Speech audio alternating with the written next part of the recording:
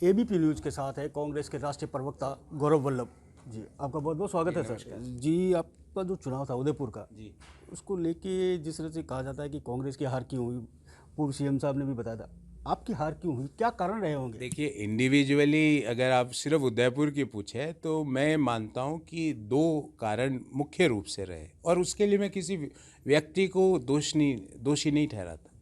एक तो जो कन्हैया लाल जी की जो मृत्यु हुई और उसके बाद जो पोलराइजेशन हुआ, और आपको ध्यान होगा कि वो तो मृत्यु ही मेरी कॉन्स्टिट्यूएंसी में ही हुई, वो वहीं के रहने वाले, उसी कॉन्स्टिट्यूएंसी के।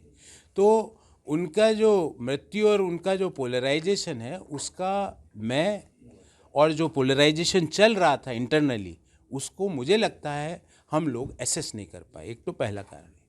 और दूसरा, जब आप एक बड़ी मशीनरी से लड़ते हो जिसके पास ऑर्गेनाइजेशन है, जिसके पास फाइनेंशियल पावर भी बहुत ज़बरदस्त है, तो मुझे लगता है कि हमारे जो, और मैं सिर्फ उदयपुर की बात कर रहा हूँ, ये पूरे राजस्थान की बात नहीं है, उदयपुर में जो हमारा संगठन था वो इतना मजबूत नहीं था कि हम वो काम कर सके, तो इसलिए शायद ये निर्णय हुआ।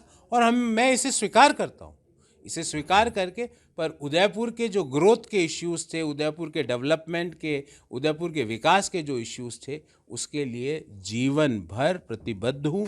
मरते दम तक उदयपुर की सेवा जरूर करूँ। जिस तरह से चुनाव के दौरान राजस्थान सरकार की ओर से 7 गारंटी दी गई थी और आपकी भी कुछ पर्सनल गारंटी थी जी, वो क्या थी? देखिए, 7 गारंटियाँ राज्य सरकार की थी और 7 गारंटियाँ मैंने शहर के विकास के लिए दी थी। जैसे ट्रैफिक से निजात दिलाने की गारंटी, स्वच्छ पेयजल पहुंचाने की गारंटी, जो रीजनल पासपोर्ट ऑफिस को वापस, जो उदयपुर में था और कोटा चले गया, वापस उदयपुर में लाने की गारंटी, रोज़गार को बढ़ाने की गारंटी, उदयपुर के टूरिस्ट फुटफॉल को डबल करने की गारंटी, माइनिंग इंडस्ट्री, क्योंकि माइनिंग एक बड़ी इंडस्ट्री है उदयपुर शहर की, माइनिंग इंडस्ट्री में नए मिनरल्स को खोजकर माइनिंग इंडस्ट्री से नए रोज़गार का सृजन करने की गारंटी।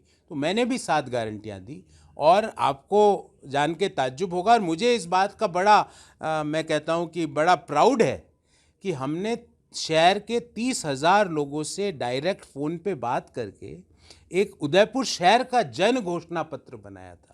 जो शहर के लिए हम क्या क्या करेंगे वो उस जन घोषणा पत्र में था। पर ऑल सेड एंड डन हमें 65,000 वोट मिले। भारतीय जनता पार्टी का कैंडिडेट को हमसे ज़्यादा वोट मिले, वो हमसे चुनाव जीत गए। पर जितने भी लोगों ने हमें वोट दिया और जितने लोगों ने हमें वोट नहीं भी दिया, तो भी विकास के जो इश्यूज़ हैं वो हम मरते दम तक उठाएंगे। सर, अब लोकसभा चुनाव है 2024, इसको लेकर किस तरह से देख रहे हैं कि उदयपुर में आपने कहा था आपका संगठन कमजोर है, अन्य जगह अब राजस्थान में 25 सीटें हैं, इस बार किस तरह से रहेगी आपकी तैयारी? हम पूरी तरह से, आपने देखा होगा, लोकसभा के कोऑर्डिनेटर्स अपॉइंट हो चुके हैं हर लोकसभा कॉन्स्टिट्यूएंसी के। इंडिया अलायंस में हर तरह की चर्चाएं चल रही है, हम अलायंस बना रहे हैं। राजस्थान में तो हाँ बाईपोलर कंटेस्ट होता है, तो कांग्रेस पार्टी और भारतीय जनता पार्टी के बीच कंटेस्ट होगा, और मुझे उम्मीद है कि हम सब और सामूहिक नेतृत्व में मिलकर आने वाले लोकसभा चुनाव में बेहतरीन प्रदर्शन करेंगे। यहाँ पे अधिक से अधिक सीटें जीतने का पूरा हम प्रयास करेंगे। और जिस तरह की पिछले 5 साल का शासन चला, मुझे ये लगता है कि अशोक गहलोत जी की जो सरकार 5 साल चली, उस सरकार ने पूरे देश को एक नया आइडिया दिया। मैं हमेशा गहलोत साहब को कहता हूँ कि फादर ऑफ ओपीएस आप हो।